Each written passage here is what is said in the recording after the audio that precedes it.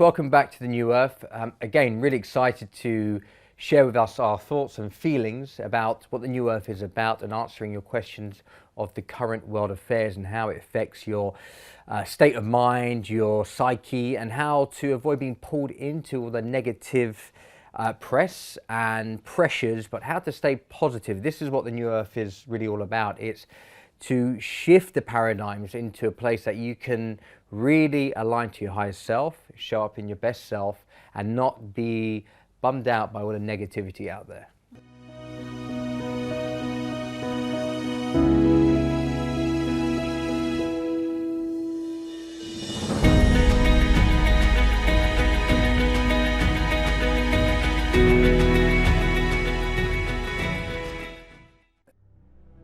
Is it okay to rush things or do things in a hurry? I'm very aware that time is the most valuable commodity.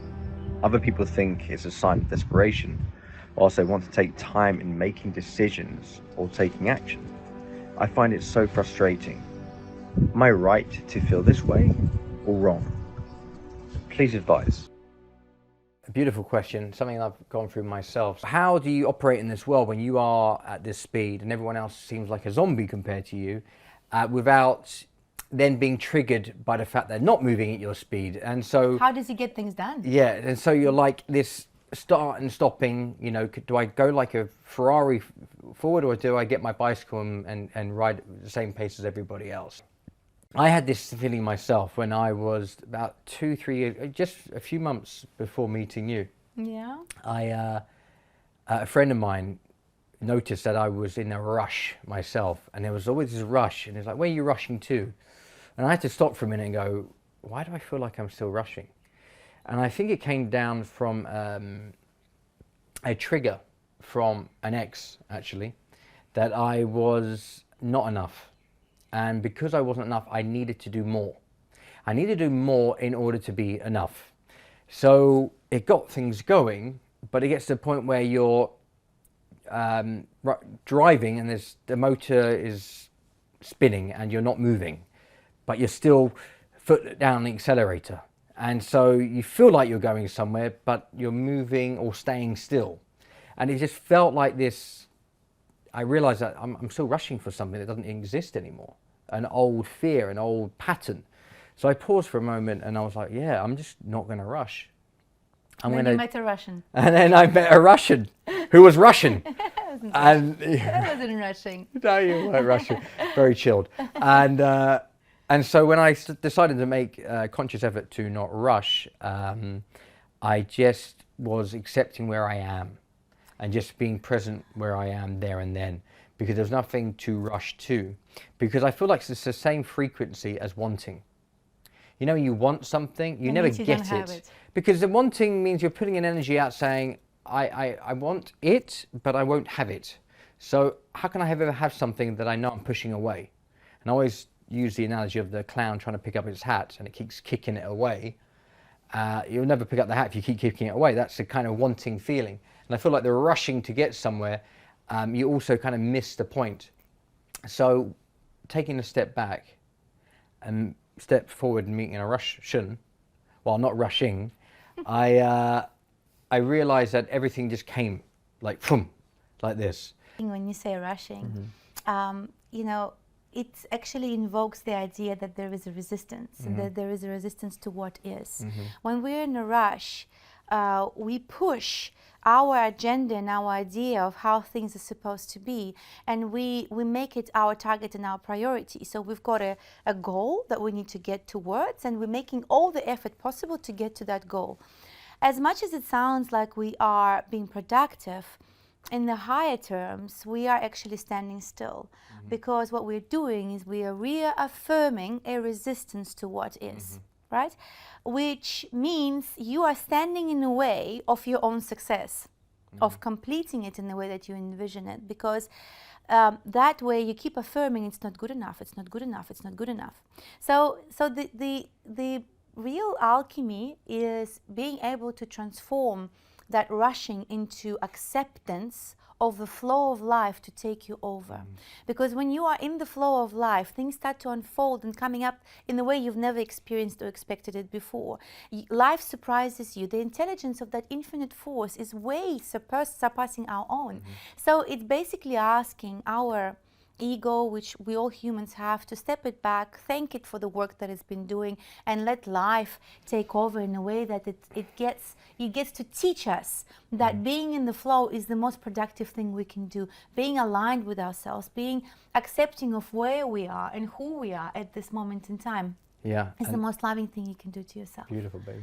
And you know, there's a feeling of running away from something as well. Yeah. It's running away from something like, I'm not enough, and if I do this, I am enough. And you know, the art of living a life that we're still learning every day is to be aware that other people, when you know how to speak and communicate, that you're leveraging your time, you're expanding your time, because they are allowing you to really expand who you are, because they're taking it on. If you can delegate correctly, suddenly things are happening and you're not even there. So you actually have more time for yourself, if it's learning piano. By inspiring the others to join your vision. Exactly, because when you have your purpose, and we really are so strong about our purpose, and we believe it 100%, that people around us are also, they're part of it. They are 100% in. So there is no management anymore. There's no micromanagement.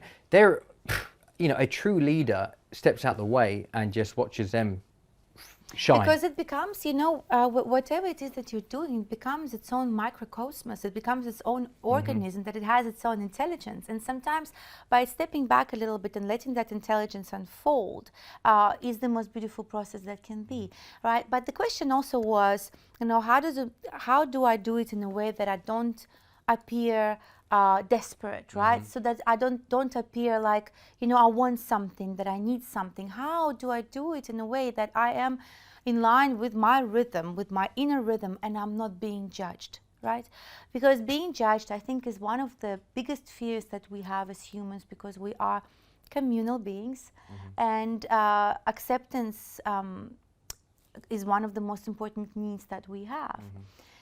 So by making peace with who you truly are, by making peace with your own rhythm, like for example, in my case, I was also asking myself this question. I'm just like that. I like to get things done. You know, I'm Russian, so I'm rushing, right? So, but it's in such a way that, you know, I used to question myself just the same way, like, why, you know, am I doing the right thing? No, I'm really, like, something feels right, I go into it. Something doesn't feel right, I step out of it. And I do it, I don't waste time in between. And before I used to judge myself for that, thinking, you know, most people doing a little bit more due diligence before they make that decision. Until I made peace with my own pace. And until I made peace with my own design, and I became proud for who I am, and I no longer needed somebody else to validate me, and you know, and just accepted my own rhythm. So this is, I think, where the dance comes in. You know, the dance of the expectation. You know, what are we expecting from ourselves? What are we expecting from others? And how can we neutralize it in self-love? Yeah, you know, and for your own peace of mind, for those out there who are like ourselves, I love that. you know, what you really, you know, what do you really want to manifest? What do you want to create? You know, do you want to have people around you who are happy with your presence when you come in?